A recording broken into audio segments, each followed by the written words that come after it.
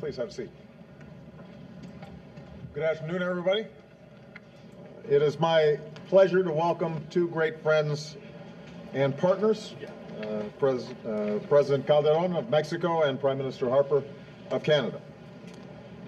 Now, I've worked with Stephen and Felipe on many occasions.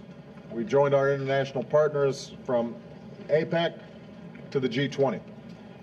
From our last summit in Guadalajara, we remember Felipe's hospitality and that of the Mexican people, including some very good mariachi and Mexican food. Some tequila, if I'm not mistaken.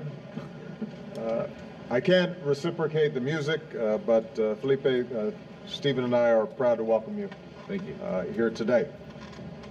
Between us, we represent nearly 500 million citizens, from Nunavut in the Canadian North to Chiapas in southern Mexico.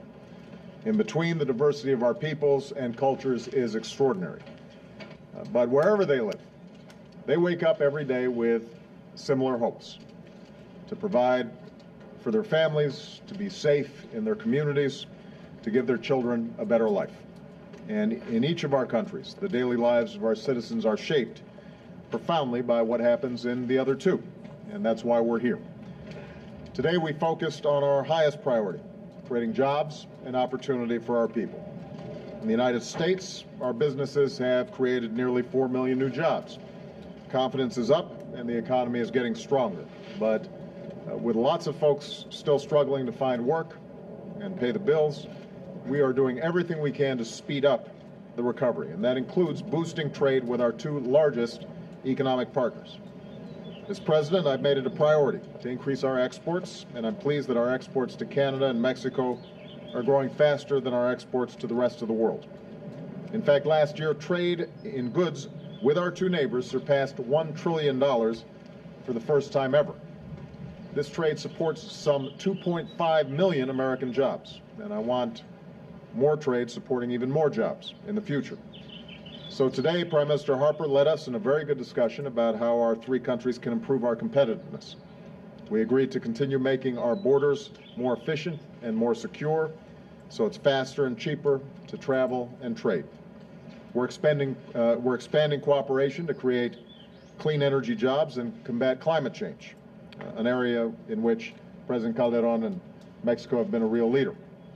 I'm pleased to announce that our three nations are launching a new effort to get rid of outdated regulations that stifle job creation.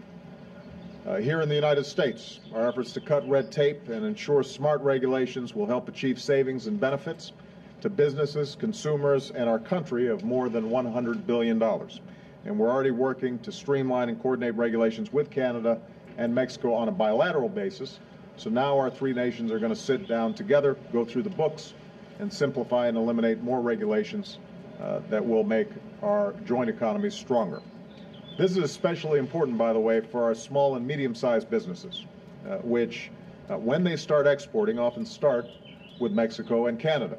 So this is going to help create jobs, and it's going to keep us on track to meet my goal of doubling U.S. exports.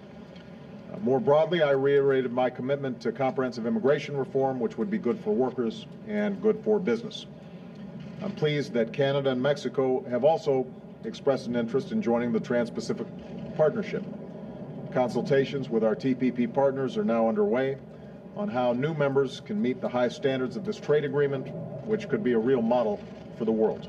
And I very much appreciated President Calderon updating us on preparations for the next G20 summit, which he will be hosting in June. Our other major focus today was the security that our citizens deserve. Criminal gangs and narco-traffickers pose a threat to each of our nations, and each of our nations has a responsibility to meet that threat. In Mexico, President Calderon has shown great courage in standing up to the traffickers and cartels, and we've sped up the delivery of equipment and assistance to support those efforts. Here in the United States, we've increased cooperation on our southern border and dedicated new resources to reducing the southbound flow of money and guns, and to reduce the demand for drugs in the United States, which helped to fuel this crisis.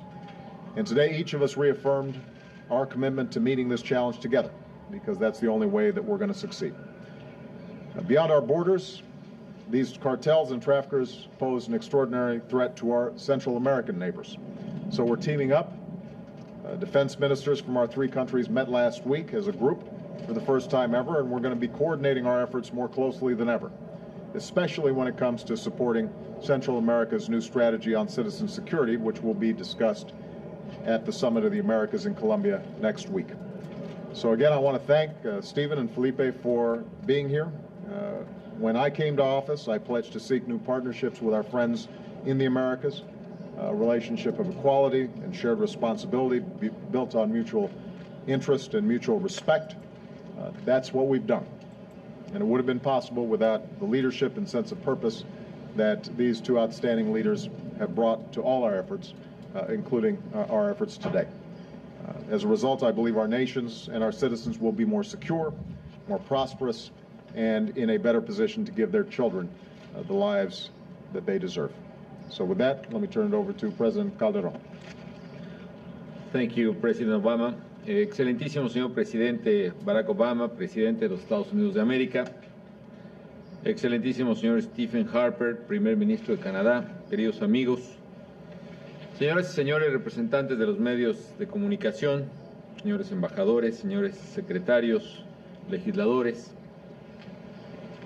En primer lugar, quiero agradecer la extraordinaria hospitalidad del presidente Barack Obama y de su gobierno para realizar this summit of the leaders of North America.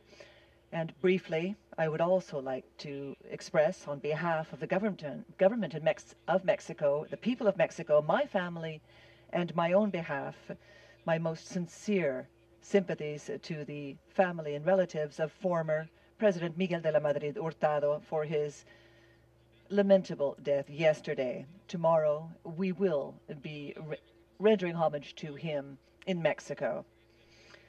The reasons for which we are here today at this summit of the North American leaders with President Barack Obama and the Prime Minister of Canada, we've come through a workday that has been very fruitful and fluid with an exchange of opinions and progress to the benefit of our respective citizens.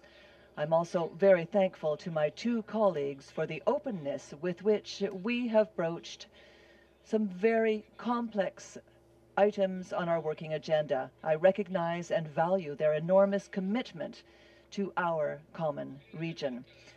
The leaders of North America share a vision of a strong, solidary, safe, competitive region that is able to successfully face head-on the challenges of today. We agree that our common challenges can only be faced together, and therein lays the importance of having dialogue, strong dialogue amongst our three countries.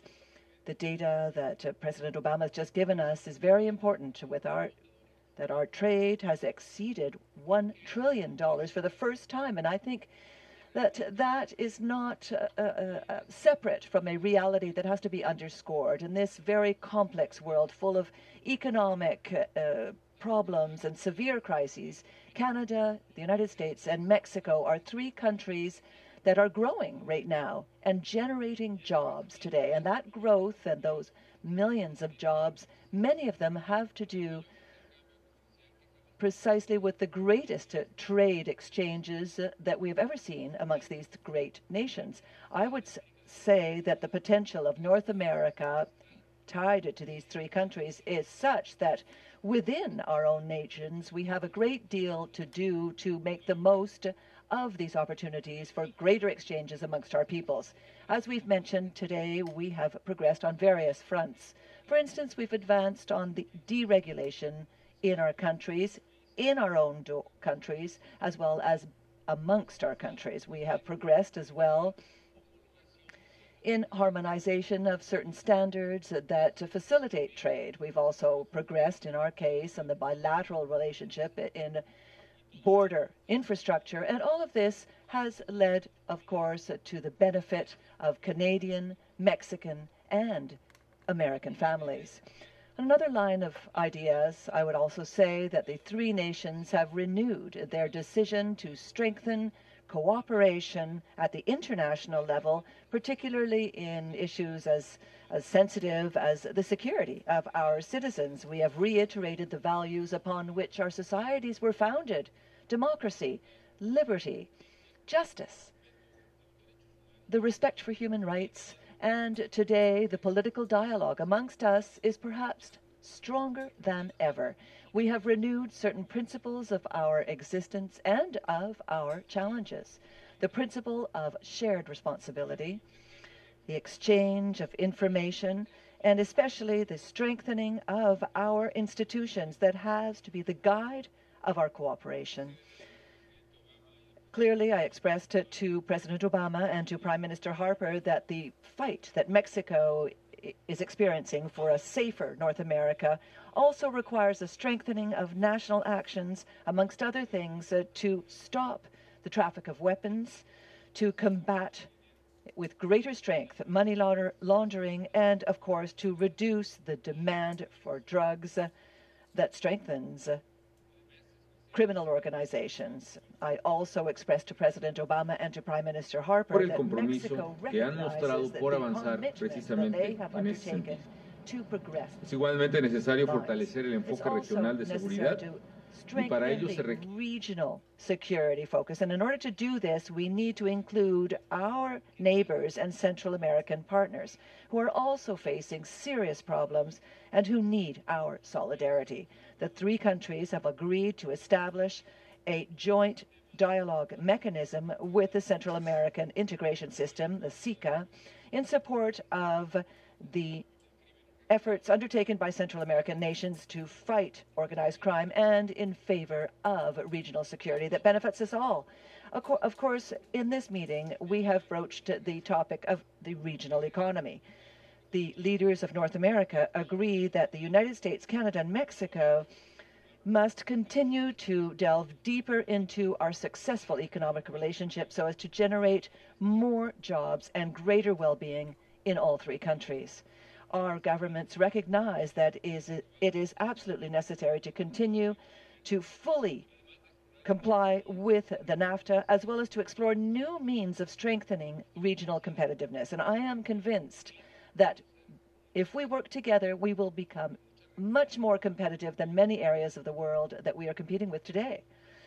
Mexico's position is that the solution to the complex economic situation experienced by the world today is not a return to protectionist practices that only isolate countries, reduce competitiveness of economies, and send investment scurrying, but that part of the problem and part of the investment that we need to see in the world economy is to see a delving deeper into our economies and making the most of our advantages that show our economic complementarity in terms of investment, labor, technologies, natural resources, and only then will we be able to have successful in a world that competes ferociously by regions. The three countries have renewed our commitment to broaden the supply chains of the region, that it will be even more interconnected, supporting especially the small and medium-scale companies. Mexican exports to the world represent 37% of have 37% of American content. In other words, so American exports are American exports, and they generate millions of jobs for the region. And in that lays the need to work even more in this region and on a clear trilateral deregulation, for instance, in nanomaterials and emissions standards for some vehicles. Today, we also agreed to work in a coordinated fashion on actions that we will be adopting to modernize infrastructure and for border management. After 10 years, the last 2 years, we've seen 3 new border crossing areas between Mexico and the United States, after 10 years of not having seen 1 new route. And we continue to work in a coordinated fashion to make our border more dynamic so that it's a border of opportunities for progress on both sides of that border. Tomorrow, here in Washington, our ministers of economy and of trade will be meeting within the framework of the Free Trade Commission of the NAFTA so as to continue to work towards achieving these objectives. Today, we've seen that prosperity in the region depends on a greater integration with full respect of our sovereignties in all fields. And in this context, I'd like to reiterate the interest of my country to join forces as soon as possible to the TPP, or the Trans-Pacific Partnership, and its negotiations, because we know that Mexicans can contribute to a quick and successful conclusion of this project. If we join forces in this region where we see the greatest growth in the world, we will be generating benefits for our families, our workers, and also substantially improving the competitiveness of the three countries in this context. We are convinced that the experience and participation of Mexico will enrich this free trade project of the latest generation that encompasses countries in Asia, Oceania, and America. Our country has a clear commitment to economic freedom. We even have the support of the private sector so as to enter into the TPP. We are a nation that believes in free trade as a true tool to foster growth and development, and we have acted as a result of this. I would also like to thank the United States and Canada for renewing their support to Mexico and its presidency of G20. As you know, in June of this year, Mexico will host the summit of the leaders of the G20 in Los Cabos. We are convinced, over and above the topics that we will be dealing with there, that the complex international environment needs to be an opportunity so that the world can redefine its development models with a firm commitment to the well-being of peoples and the care for the environment. Ladies and gentlemen, in this summit, the representatives of the United States, Canada, and Mexico have undertaken an open, constructive dialogue, just as corresponds to countries that share values. We've talked about the enormous challenges facing us so as to work together in a globalized world. And as a result, we will be working on building a new era that consolidates the right conditions for development in North America on the basis of a successful partnership, as we have seen so far today. My dear President Obama, thank you for your hospitality. Mr. Harper. Well, first of all, I'd like to begin by thanking you, Barack, for so graciously and so warmly, literally, hosting us here today. And I'd also like to begin by offering my sincere condolences to you, Felipe, and through you, to the people of Mexico on the passing of former President Miguel de la Madrid, who I gather had much to do with the NAFTA partnership that we enjoy today. J'aimerais également remercier le Président Obama et le Président Calderon pour une discussion et utile. Canada places the highest value on the friendship and partnership of our three countries. We form one of the world's largest free trade zones, which has been of great benefit to all of our nations.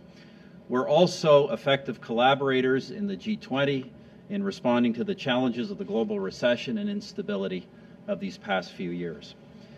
Comme nous l'avons affirmé la semaine dernière dans notre budget, notre gouvernement se concentre sur la création d'emplois, la croissance économique et la prospérité à long terme pour tous les Canadiens et Canadiennes. As affirmed in our budget last week, our government is focused on creating jobs, growth, and long-term prosperity for all Canadians. Le sommet d'aujourd'hui a été une excellente occasion de discuter de la manière dont on doit, en tant que partenaire nord-américain, continuer de travailler ensemble en vue d'assurer la prospérité de la population de nos trois pays.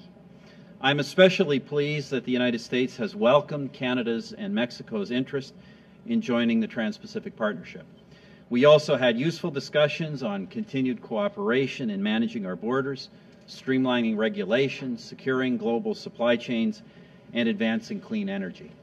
In addition, we've announced a broadened plan for North American pandemic preparedness and a new North America-Central America dialogue on security to fight transnational organized crime. Finally, we discussed the agenda for the upcoming Summit of the Americas in Colombia.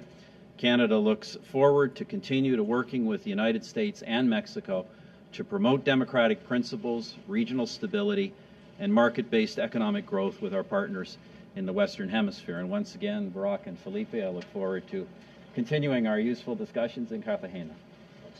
All right, I think that we're going to take questions from each press delegation. So start with Juliana.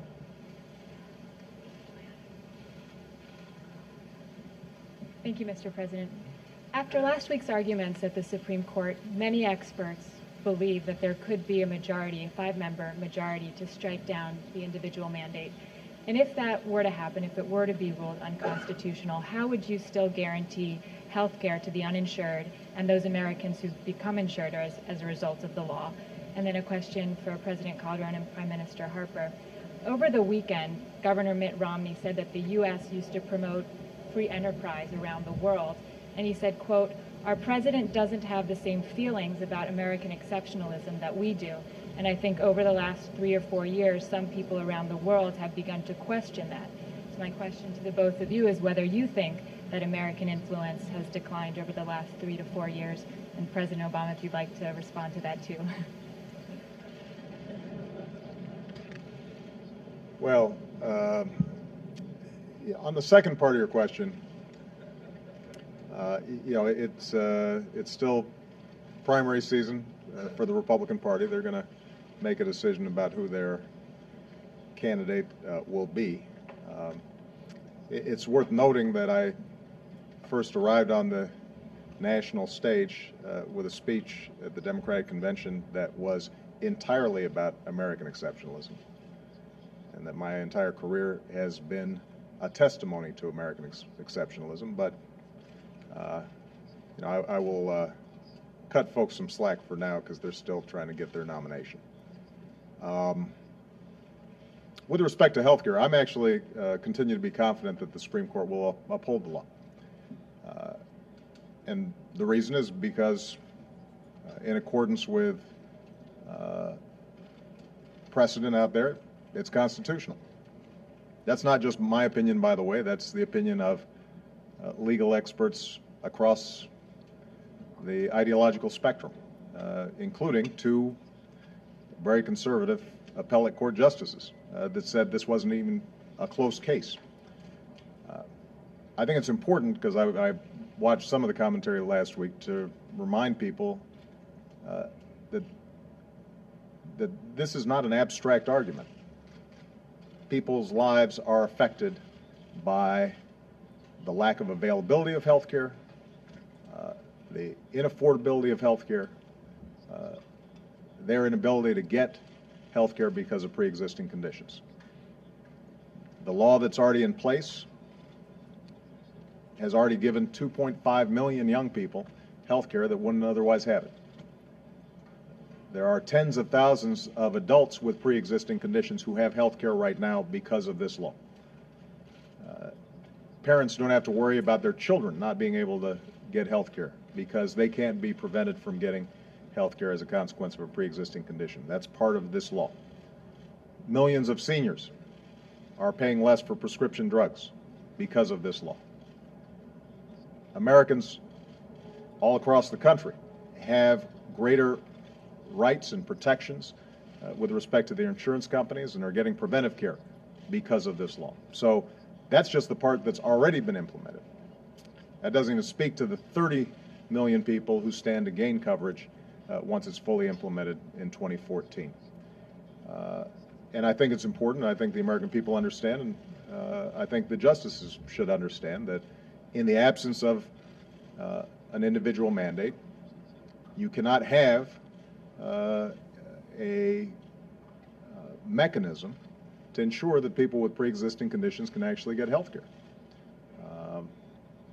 So there's not only an economic element to this and a legal element to this, but there's a human element to this.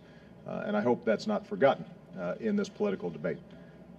Ultimately, I'm confident that the Supreme Court will not take what would be an unprecedented, extraordinary step of overturning a law that was passed by a strong majority of a democratically elected Congress. And I just remind conservative commentators that for years what we've heard is the biggest problem on the bench was judicial activism or a lack of judicial restraint, that an unelected group of people would somehow overturn a duly constituted and passed law. Well, there's a good example, and I'm pretty confident that this court will recognize that and not take that step.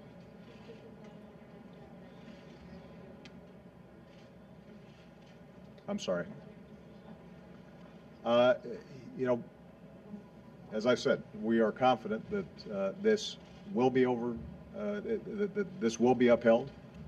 I'm confident that this will be upheld because it should be upheld. And again, that's not just my opinion. That's the opinion of a whole lot of constitutional law professors and academics and judges and lawyers who've examined this law, even if they're not particularly sympathetic to this particular piece of legislation or my presidency.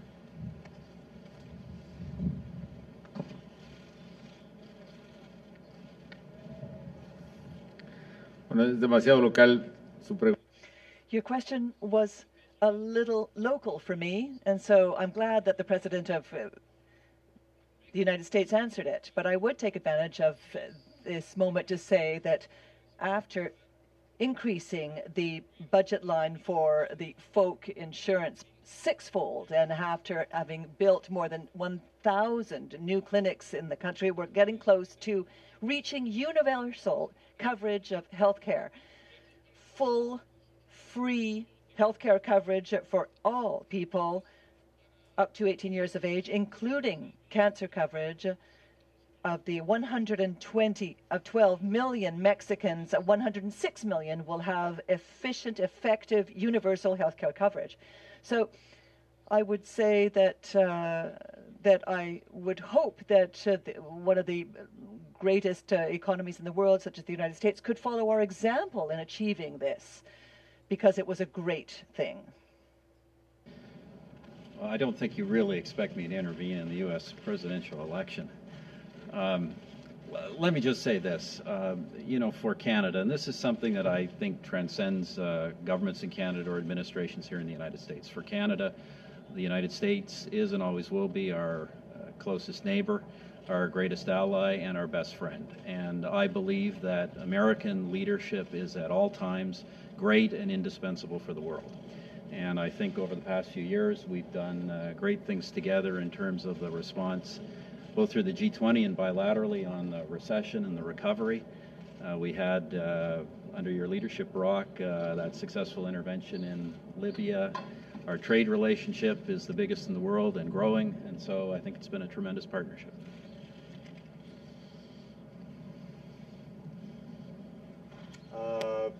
Somebody from the Mexican press corps. Hola, muy buenas tardes. Para el presidente Felipe Calderon. Good afternoon. For President Calderon, you were referring to weapons. We'd like to know what President Obama said in terms of what's going to be done to stop the traffic of weapons. And President Obama, I'd like to know what plans your government has in the presidential election process in Mexico. What was discussed in terms of the interviews with the candidates in Mexico City? And I'd also like to know, for the government of the United States, whether there's a threat for the country in this sense on weapons. Mr. President, the weapons have come into the country. Are there military leaks of letting the arms come through? What's going to be done? And for Prime Minister Harper, is the visa requirement going to be removed for Mexicans? Thank you. That's a lot of questions. Go ahead, go first. Bueno, ha sido muy clara mi posición sobre este tema. My position on this subject is very clear, and I would repeat it here. Let me broach it from another angle. It's been shown that when there is an excessive, quick availability of weapons in any given society, there is an increase in violence and the murders that goes on many years afterwards. This phenomenon took place in many places of Africa after their civil wars. We've seen it in El Salvador, Guatemala, in Eastern Europe, in Kosovo, in Bosnia. It's happened, it's taken place in many different areas of the world. And we sustain that the expiry of the assault weapons ban in the year 2004 coincided almost exactly with the beginning of the harshest period of violence we've ever seen. During my government, we have seized over 140,000 weapons in 4 years, and I think that the vast majority have been assault weapons, AK-40s, 57s, etc., and the vast majority of these weapons were sold in gun shops in the United States. So along the border of the U.S. and Mexico, there are approximately 8,000 weapons shops. If we do our accounts, that means that there are approximately 9 weapons stores for each Walmart that exists in the United States and Mexico. So a good deal of our discussion did touch upon this, but I recognize at the same time the administrative effort that's been undertaken, particularly by President Obama and his administration, so that the agencies for control of illegal actions curb this export of guns and weapons to Mexico. We've seen a much more active effort in this sense than in any other time in the past. I have a great deal of respect for the U.S. legislation, especially it's the Second Amendment, but I know that if we don't stop the traffic of weapons into Mexico, if we don't have mechanisms to forbid the sale of weapons, such as we had in the 90s, or for registry of guns, at least for assault weapons, then we are never going to be able to stop the violence in Mexico or stop a future turning of those guns upon the U.S. So if I am against the traffic of weapons in Mexico, I'm against the traffic of weapons anywhere, be that within any circumstance. The government of Mexico will never be able to accept anything that has to do with opening this. So President Obama has been very clear on the position of his government. We understand that the work being done by the agencies to stop the criminals, but this cannot be an obstacle to the cooperation that we have to have amongst Mexico and the United States to stop these criminal activities that underlie this issue, and which is one of the greatest obstacles and problems for Mexico. I understand the internal problems from a political point of view in the United States, and I mentioned this publicly in Congress in the United States, and I said things exactly the way I believe them. I said them outright. There's a great deal of discrepancy between points of view. It's a very complex political issue, but it is very important to underscore it. And I believe that's the only part of the question that I can answer it, and I would say that what President Obama has already answered was very well done. Well, just very briefly, with respect to the presidential elections in Mexico, Vice President Biden met with the candidates to express sentiments that are similar to the ones that Stephen just expressed here with respect to U.S. Elections, and that is that the friendship between our three countries, the partnership between our three countries, extends beyond and is more fundamental than any particular party or any particular election. And that's the message we have to send with respect to Mexico. I've had an excellent working relationship with Felipe. I expect to have an excellent working relationship with the next Mexican president, whoever that candidate may be, because the underlying common interests that we have economically, socially, culturally, the people-to-people relationship that we have is so important that it transcends partisan politics.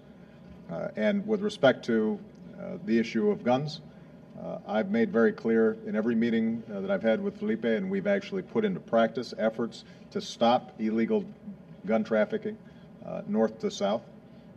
It is a difficult task, but it's one that we have taken very seriously and taken some unprecedented steps.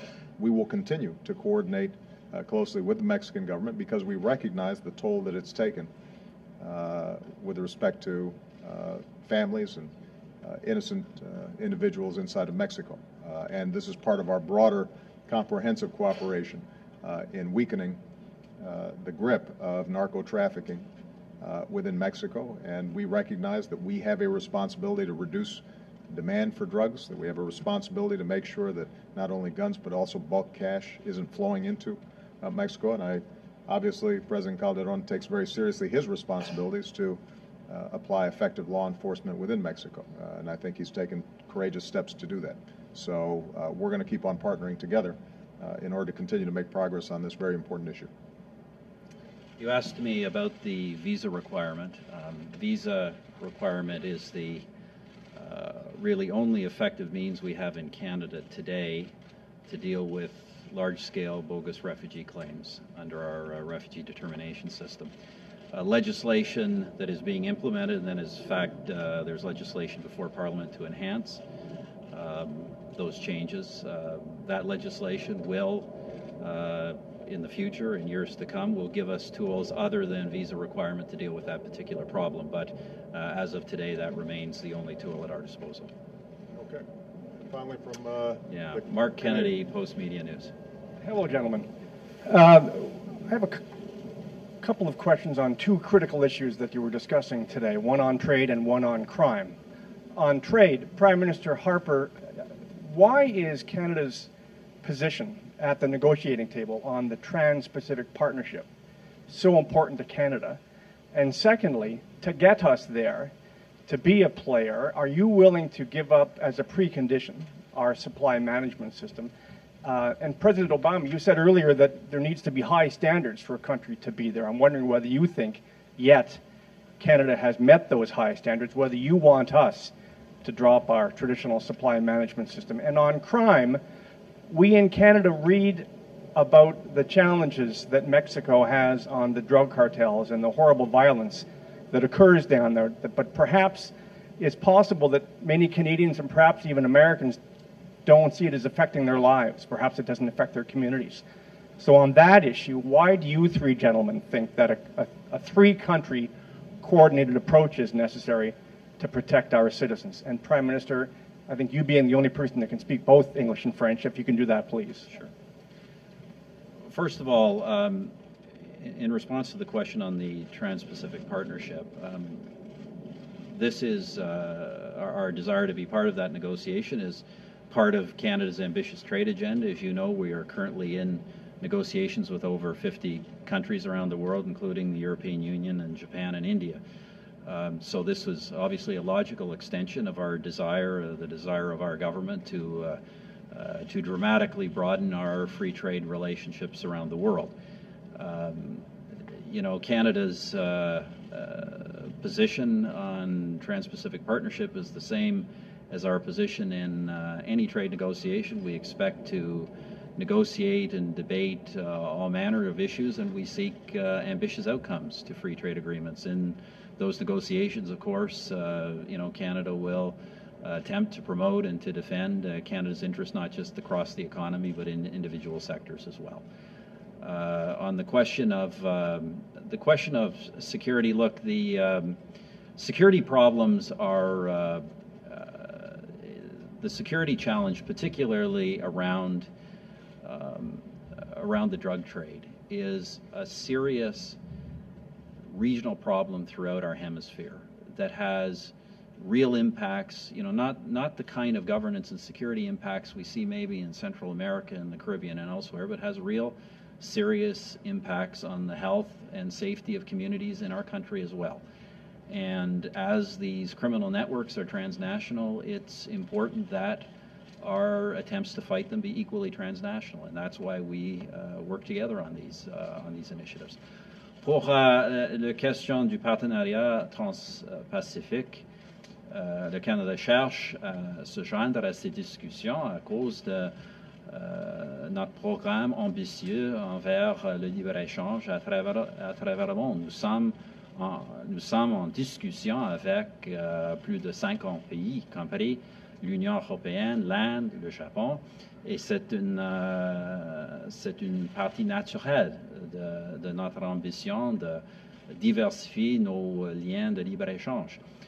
Pour des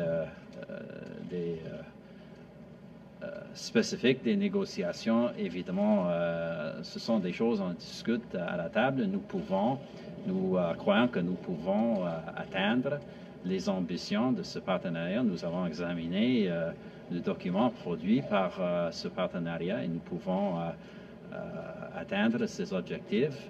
Mais dans toutes les discussions, c'est naturel pour un pays de défendre, promouvoir pas seulement les intérêts de l'économie globale de notre pays, mais évidemment de nos secteurs aussi. Pour la question de sécurité dans l'hémisphère, des menaces de sécurité causées plus particulièrement par le commerce des drogues, est un problème qui touche à toutes nos communautés, peut-être pas avec la même violence et les mêmes menaces à la gouvernance que dans d'autres pays de l'Amérique centrale, par exemple, mais ils sont des préoccupations sérieuses quand même. Et ces réseaux qui poursuivent de telles activités sont des réseaux transnationaux et c'est essentiel qu'on agisse d'une façon transnationale pour les combattre. Et c'est la raison pour laquelle nous participons dans de telles initiatives. Yeah. Well, with respect to the TPP, as is true of any process of arriving at a trade agreement, every country that's participating is going to have to make some modifications. That's inherent in the process because each of our countries have their own idiosyncrasies, certain industries that have in the past been protected, certain practices that may be unique to that country but end up creating disadvantages for businesses from other countries. And so it's a process of everybody making adjustments. I don't think Canada would be unique in that. Are there areas where we'd like to see some changes in terms of Canadian practices? Of course. I assure you that Canada will have some complaints directed at us, and every member of the Trans-Pacific Partnership eventually would have to make some modifications in order to accommodate the larger interest of growing the overall economy and expanding trade and ultimately jobs. So I don't anticipate that there's something unique about Canada that wouldn't be true for any of the other aspirants to forming this Trans-Pacific Partnership. With respect to the transnational drug trade, first and foremost, I think we should be concerned about what's happening in Mexico and Central America because when you have innocent families and women and children who are being gunned down on the streets, that should be everybody's problem, not just our problem, not just their problem. There's a sense of neighborly regard and concern that has to be part of our calculus and our foreign policy. But more practically, the United States shares a border with Mexico. If you have this kind of violence and the power of the drug trade as a whole expanding in countries that are so closely affiliated with us, in Central American countries, if you start getting a larger and larger space in which they have control over serious chunks of the economy, if they're undermining institutions in these countries, that will impact our capacity to do business in these countries. It could have a spillover effect in terms of our nationals who are living in those countries, tourists that are visiting these countries. It can have a deteriorating effect overall on the nature of our relationship, and that's something that we have to pay attention to. And as I said, I think the Mexican government has taken this very seriously, at great cost to itself. We have an obligation to take it just as seriously, in part because we are the ultimate destination for a large chunk of this market. And that, you know, Stephen and I were trading notes in places like the United States and Canada. This is not just an issue of that traditionally was very urban. This is disseminated across our communities. And you go into rural communities and you've got methamphetamine sales that are devastating, you know, young and old alike. And some of that is originally sourced in Mexico. And so even in the remotest, most isolated parts of Canada or the United States, they're being impacted by this drug trade, and we've got to work cooperatively in order to deal with it. Déjeme plantearlo desde otra perspectiva. And I'd like to look at it from another standpoint. The security of North America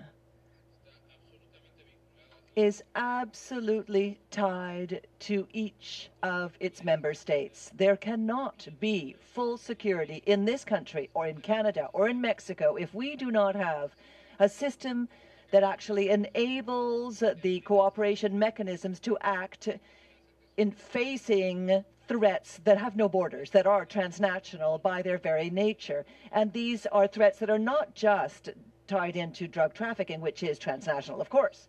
And I'll give you two examples of success stories that I was mentioning this morning. One, the attempt to take to Mexico one of the children of Gaddafi, one of Gaddafi's children.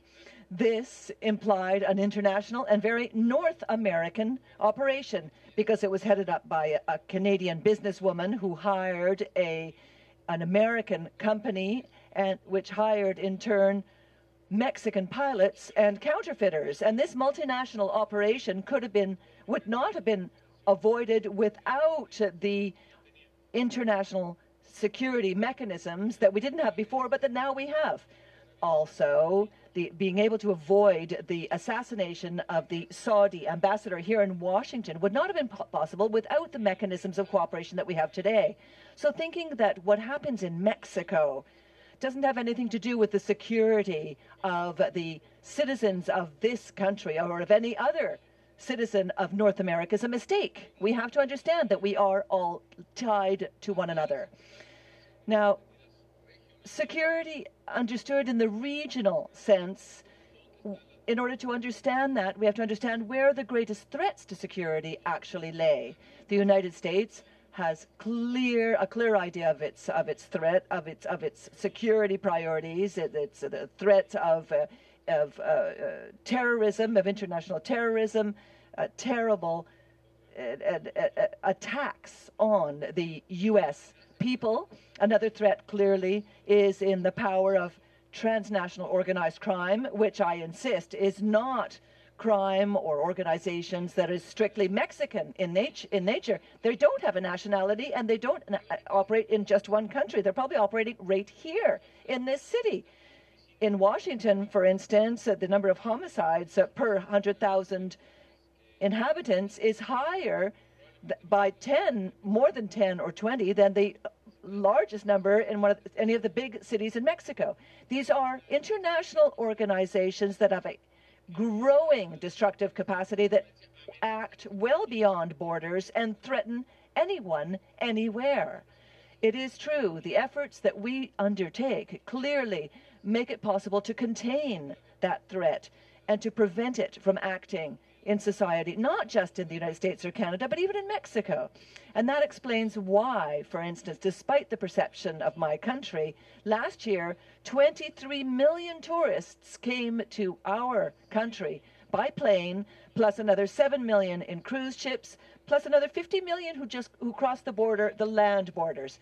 So that's also why there are 2 million Mexicans living comfortably in Mexico, and many more living also here who came to visit us here and wanted to see us in that White House. And that's also why 1.6 million Canadians come to Mexico every year. So that's 5% of the Canadian population that travels to Mexico every year. And that also explains why, despite the fact that a state such as Texas recommends that none of its young people should travel to anywhere in Mexico, that's why there are hundreds of thousands of young Texans who go to Mexico, enjoy it, and why we haven't seen one single incident with U.S. spring breakers in Mexico this past spring, for instance.